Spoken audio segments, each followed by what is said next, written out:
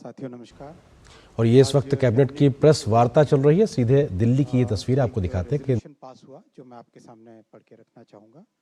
The cabinet expressed its profound grief over the loss of lives in the terrorist incident involving a car explosion near the Red Fort in Delhi on the evening of 10th November 2025. The cabinet observed 2 minute silence in honor of the innocent lives lost. The cabinet adopted the following resolution. This is the text of the resolution now. The country has witnessed a heinous terror incident perpetrated by anti-national forces through a car explosion near the Red Fort on the evening of 10th November 2025. The explosion resulted in multiple fatalities and caused injuries to several others. The cabinet pays its solemn respects to the victims of this senseless act of violence and conveys its heartfelt condolences to the bereaved families. The cabinet prays for the speedy recovery of all those injured and appreciates the prompt efforts of the medical personnel and emergency responders who have been providing care and support to the victims. The cabinet unequivocally condemns this dastardly and cowardly act that has led to the loss of innocent lives. The cabinet reiterates India's unwavering commitment to a policy of zero tolerance towards terrorism in all its forms and manifestations. The cabinet also recorded its appreciation for the statements of solidarity and support from many governments around the world. The cabinet notes with appreciation the timely and coordinated response of the authorities, security agencies, and citizens who acted with courage and compassion in the face of adversity.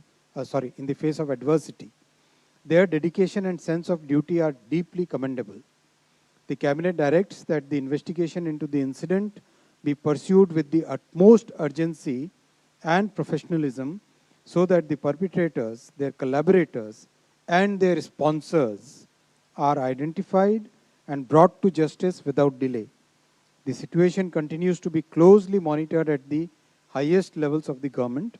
The cabinet reaffirms the government's steadfast resolve to safeguard the lives and well-being of all Indians, consistent with its enduring commitment to national security and the safety of every citizen.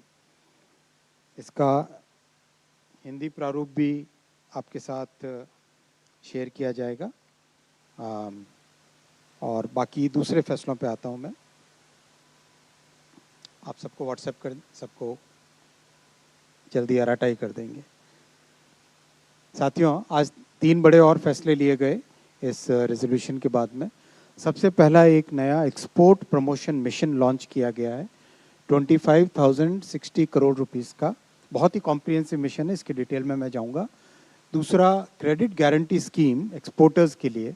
आज की जो परिस्थितियां हैं उन परिस्थितियों में creditors हमारे exporters को कैसे सपोर्ट करें, उसके लिए credit guarantee scheme 20,000 crore rupees की आज अप्रूव हुई है कैबिनेट में माननीय प्रधानमंत्री जी के नेतृत्व में। और तीसरा, हमारे जो क्रिटिकल मिनरल्स का प्रोडक्शन है उसके ऊपर कानून में एक अमेंडमेंट किया गया है जिससे कि critical mineral production can increase in our country. I'll first come to the export promotion mission. This is a very comprehensive mission which has been approved by the cabinet under the leadership of our Honorable Prime Minister today. As you recall, in the previous budget, this announcement was made that one export promotion mission will be started. तो आज ये export promotion mission start किया गया है।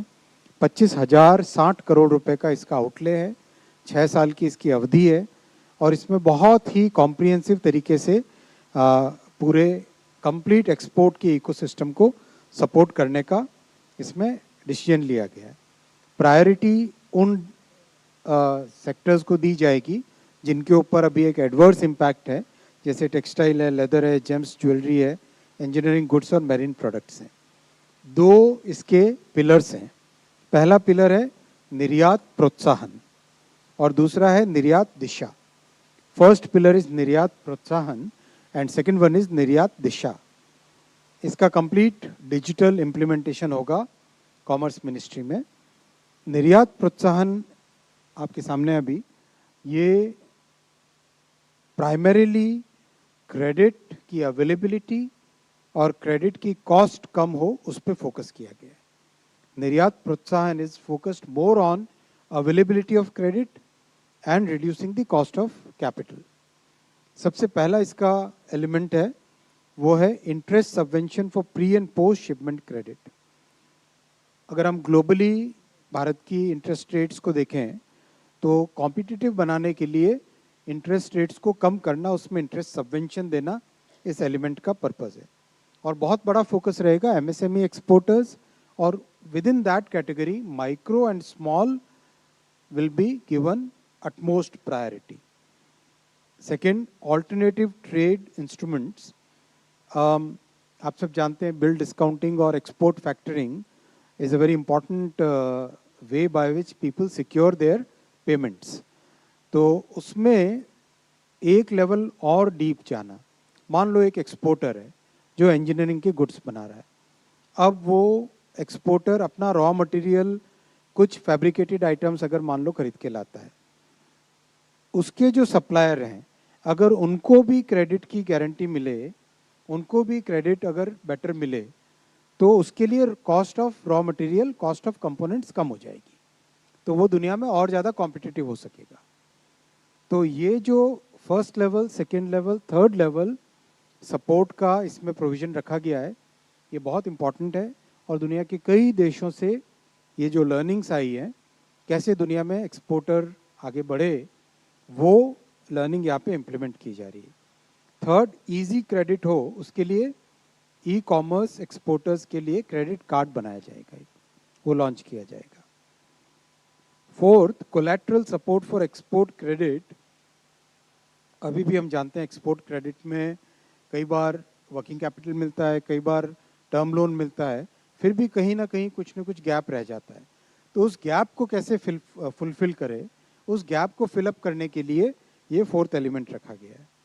और last है जो कुछ हाई रिस्क मार्केट्स होते हैं, वहाँ पर छोटे एक्सपोर्टर्स नहीं जा पाते हैं, एमएसएमई एक्सपोर्टर्स वहाँ पे नहीं जा पाते हैं, क्योंकि उनकी क्रेडिट की अवेलेबिलिटी, क्रेडिट की कॉस्ट, फिर क्रेडिट को गारंटी करना, एक्सपोर्ट के बिल को डिस्काउंट करवाना, वो सब बहुत महंगा पड़ जाता है.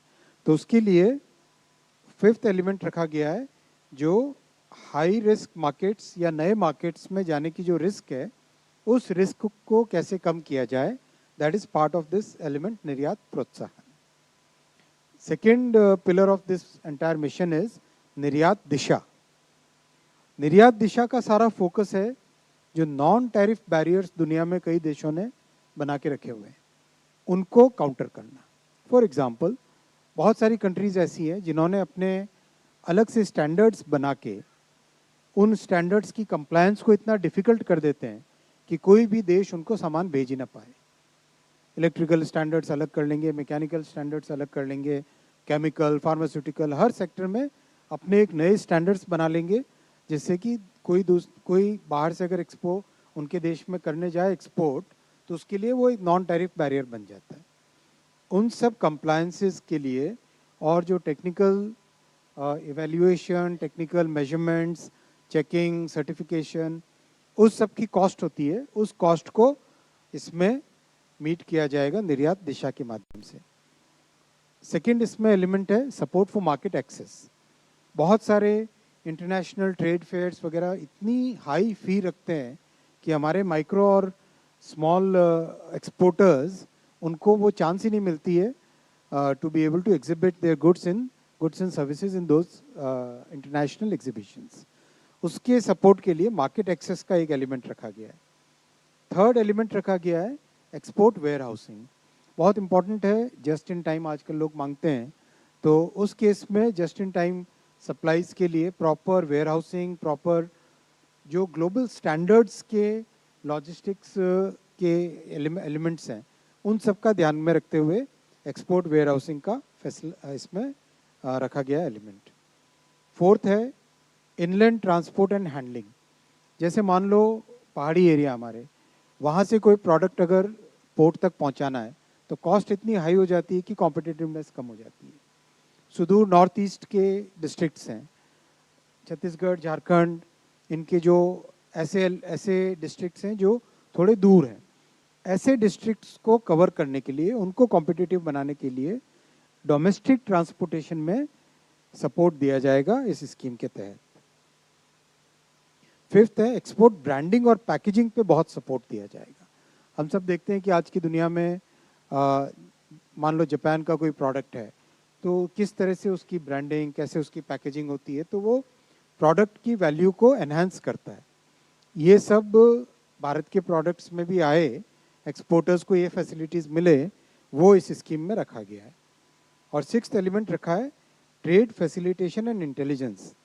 बड़े जो एक्सपोर्ट हाउसेज हैं उनके पास बहुत नॉलेज होती है, बहुत इंटेलिजेंस होती है, लेकिन माइक्रो और स्मॉल में उस तरह की इंटेलिजेंस नहीं मिल पाती है। So we will be creating a platform जिससे कि किस देश में क्या रिक्वायर्ड है वो अगर पता चलता रहे हमारे specially small and micro exporters को, सो इन दैट केस उनको भी एक कॉम्पिटिटिव एडवांटेज मिलेगा to be able to export their goods. बहुत इसका सिग्निफिकेंट इम्प्रूवमेंट आएगा इस मिशन से।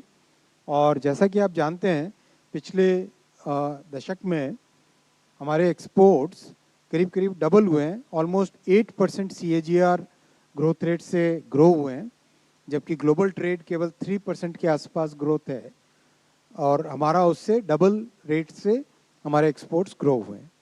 एंड एक के बाद एक नए प्रोडक्ट कैटेगरीज में दुनिया भर में भारत का नाम हो रहा है। तो ये कंप्लीट प्रोग्राम से भारत के एक्सपोर्ट्स का जो बड़ा टारगेट लेके चल रहे हैं $1 ट्रिलियन और उसके भी ऊपर, वो अचीव करने में मदद मिलेगी।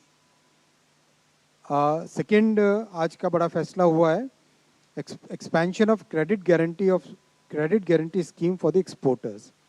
जिस तरह का आज ग्लोबल एनवायरनमेंट है, जियो इकोनॉमिक एनवायरनमेंट है, जिसमें कुछ देश अपनी पॉलिसीज़ के कारण बाकी देशों पे तकलीफ ला रहे हैं, तो उन सब तकलीफ़ों से हमारे एक्सपोर्टर्स को कैसे हम प्रोटेक्शन दे सकें, वो इस स्कीम में 20,000 करोड़ रुपीस की इस स्कीम में है। ये है additional credit support for exporters and specially the MSMEs। बहुत डीप कंसल्टेशन हुआ है पिछले 1-1.5 महीने में, जिसमें finance ministry, industry ministry, commerce ministry और रेलेवेंट डिपार्टमेंट्स सब ने मिलके एक्सपोर्टर्स के साथ बातचीत की है।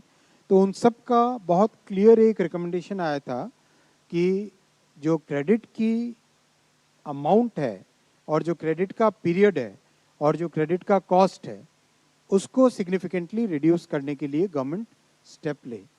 तो इसके लिए आज 20,000 करोड़ रुपीस का एक नई स्कीम चालू की गई है, जिसमें additional 20% credit capital, additional working capital 20% दिया जाएगा एक्सपोर्टर्स को। मान लो किसी की 100 करोड़ रुपीस की एक्सपोर्ट क्रेडिट की लाइन है, वर्किंग कैपिटल की लाइन है, 20 करोड़ और एक्स्ट्रा मिलेगा, और उसमें इंटरेस्ट की कॉस्ट कम रहेगी, और उसमें भी एक कैप लगाया गया है कि बैंकिंग सेक्टर से इंटरेस्ट होगा तो उसका कैप इतना है, NBFC से इंटरेस्ट है तो उसका एक कैप है, और इंटरेस्ट को प्रीवियस क्रेडिट से 1% लेस पे रखना है। साथ ही साथ जो national credit guarantee trustee company है NCGTC, वो 100% गारंटी करेगा to the credit, so that the cost of credit reduces significantly. 31 March 2026 तक इसको इम्प्लीमेंट कर लिया जाएगा। और साथ ही साथ ये भी उसमें स्कीम में है कि अगर एक्सटेंड करना पड़ा तो फिनेंस मिनिस्टर के अप्रूवल से उस स्कीम को एक्सटेंड भी किया जा सकेगा। बहुत इम्पॉर्टेंट है ऐसे टाइम में इंडियन एक्सपोर्टर्स को सपोर्ट करने का, ये बहुत ही महत्वपूर्ण कदम है, और ये दिखाता है कि किस तरह से हमारे MSMEs के साथ सरकार पूरी तरह से खड़ी है। तीसरा फैसला लिया गया क्रिटिकल मिनरल्स प्रोडक्शन। कुछ क्रिटिकल मिनरल्स देश में ऐसे हैं अवेलेबल जिनके रॉयल्टी के स्ट्रक्चर को चेंज करने की ज़रूरत थी, बहुत ज़्यादा हाई रॉयल्टी इम्पोज करके रखी हुई थी, उनको रिड्यूस किया गया। पहला है ग्रेफाइट, दूसरा है जिरकोनियम, तीसरा है रूबिडियम और चौथा है सीजियम। इन तीनों पे आज कैबिनेट में फैसला हुआ कि इनके ऊपर जो रॉयल्टी है वो रिड्यूस की जाएगी, जिससे कि इनका प्रोडक्शन बढ़े। और ये सारे के सारे ऐसे एलिमेंट्स हैं जिसका देश में बहुत उपयोग है, खासकर electric vehicle industry, electronics manufacturing industry और स्ट्रैटेजिक सेक्टर्स में, सब में इनका बहुत उपयोग है। तो ये जो फैसला लिया गया है आज, उससे जो नए ब्लॉक्स अभी ऑक्शन होने वाले हैं, ग्रेफाइट, जिरकोनियम, रुबिडियम और सीजियम के नए ब्लॉक्स जो ऑक्शन होने वाले हैं, उसमें अच्छा पार्टिसिपेशन भी आएगा और ओवरऑल प्रोडक्शन को इंक्रीज करने में इससे मदद मिलेगी। ओवरऑल इसके लिए लॉ को अमेंड करने की ज़रूरत, केवल स्केड्यूल को अमेंड करने की ज़रूरत है, लॉ के मेन टेक्स्ट में अमेंडमेंट की ज़रूरत नहीं है। ये 3 बड़े फैसले थे साथियों और एक बड़ा रेजोल्यूशन था। Now I will take questions. Thank you sir. 25 number, first row से, लेफ्ट से। सर मेरा नाम ब्रह्म प्रकाश दुबे है, जी न्यूज़ से। मेरा सवाल ये है कि सर जो लाल किले धमाके को लेकर जो कैबिनेट ने प्रस्ताव पास किया है, क्या सरकार ने इसे आतंकी हमला माना है? और जिस तरह से आतंकी संगठनों के नाम आ रहे हैं, क्या इसके पीछे पाकिस्तान का नाम भी सामने आया है? सरकार इसको कैसे देखती है? Thank you. मैंने रेजोल्यूशन के टेक्स्ट को आपके सामने पढ़ा। बहुत स्पष्ट तौर से जघन्य आतंकवादी घटना।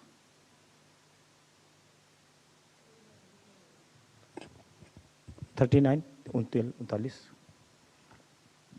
सर कृष्ण मोहन शर्मा, भारत एक्सप्रेस से। पहलगाम अटैक के बाद भी सीसीएस की बैठक हुई थी और दुर्भाग्यपूर्ण तरीके से फिर घटना हुई, आज फिर सीसीएस की बैठक हुई है।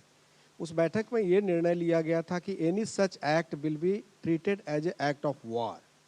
तो क्या इस पर भी कोई चर्चा हुई? मैंने रेजोल्यूशन आपके सामने पूरा पढ़ लिया और इसकी कॉपी भी आपको शेयर की जाएगी। इधर कोई नहीं। सर आप ऑपरेशन, अपना परिचय भी दे दें प्लीज। सर अनामिका हूँ, ईटीवी भारत से। सर ऑपरेशन सिंदूर के समय ये भी कहा गया था बीच में भी कि ऑपरेशन सिंदूर ऑन है, तो क्या ऐसी भी कोई बात हुई ऑपरेशन सिंदूर को लेकर आगे बढ़ने की? मेरा रिक्वेस्ट है कि सभी साथियों से कि बहुत क्लियरली मैंने कंप्लीट रेजोल्यूशन आपके सामने पढ़ लिया है और ये आपके साथ शेयर भी करेंगे। इसके अलावा दूसरे क्वेश्चंस पे जाएं। 11 रुकिए, 11 नंबर उसके बाद 11। सर मैं तरुण शर्मा हूँ, जी बिजनेस से। सर जो expansion of credit guarantee scheme है सर, उसमें कोई लोन की लिमिट भी होगी कि इतने तक के लोन्स पे 20% एडिशनल क्रेडिट गारंटी मिल पाएगी या 50 crore? Thank you sir. Next उसके आगे। Phone a friend. So, sir, what's the level of subvention that will be given for working capital loans? In this export In the EPM, they said that there will be an interest subvention. इसमें अभी amount तय नहीं हुआ, banks के साथ discuss करके। But do you have a percentage? I think, see, the interest rate keeps changing every quarter, as you Yeah, know. but subvention has to So be fixed. the subvention will be done in discussion with the banks.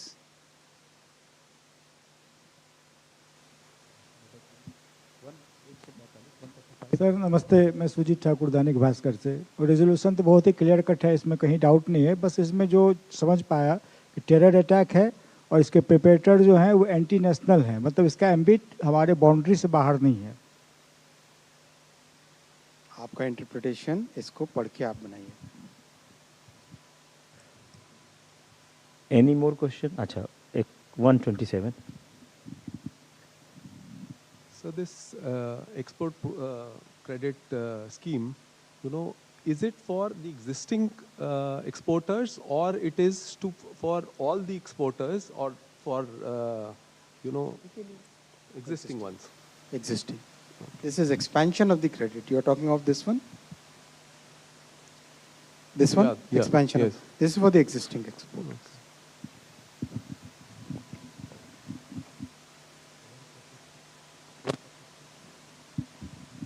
Good evening sir, Manohar Kesari, India news x से। Sir आपने निर्यात प्रोत्साहन में credit cards की चर्चा की है, और ई कॉमर्स एक्सपोर्टर्स होंगे तो क्रेडिट कार्ड्स की मैक्सिमम लिमिट क्या होगी और किस तरह से वो अप्लाई कर पाएंगे, इस पे कुछ हुई है? डिटेल्स आएंगे आपके पास।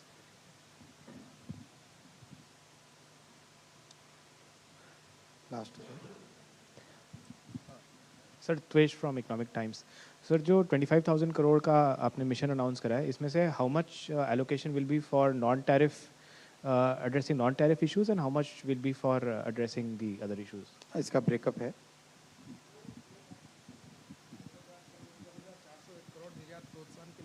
10,401 करोड़ प्रोत्साहन के लिए, 10,401 करोड़ है निर्यात प्रोत्साहन के लिए, 14,659 करोड़ है निर्यात दिशा के लिए। 10,401, 14,659। और रेजोल्यूशन की कॉपी पीआईबी वेबसाइट पे अपलोड कर दी गई है, आपको व्हाट्सएप से भी दे देंगे। अब 270। Sir, Prakash Pedashi from ET Now. Has the cabinet considered the ongoing trade deal with the US before finalizing the schemes? सारे फैक्टर्स को करके ही लिए जाते हैं फैसले।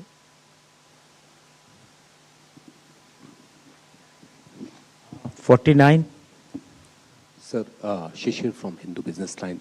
Sir, as my colleague was asking about the interest rate subvention, but the rate of subvention is always fixed irrespective of changes on the quarterly basis. So what would be that rate of subvention like for farmer? Details आएंगे ना आपके पास, details आएंगे, scheme roll out होगी ना, सारे details आएंगे। Different sectors will have different requirements, different geographies will have different requirements. As I said, there are, if you look at this item 5, there are special requirements for the new and high risk markets. So there might be a higher subvention for that. You let the details come. I think the Commerce Ministry will be doing a detailed briefing on this.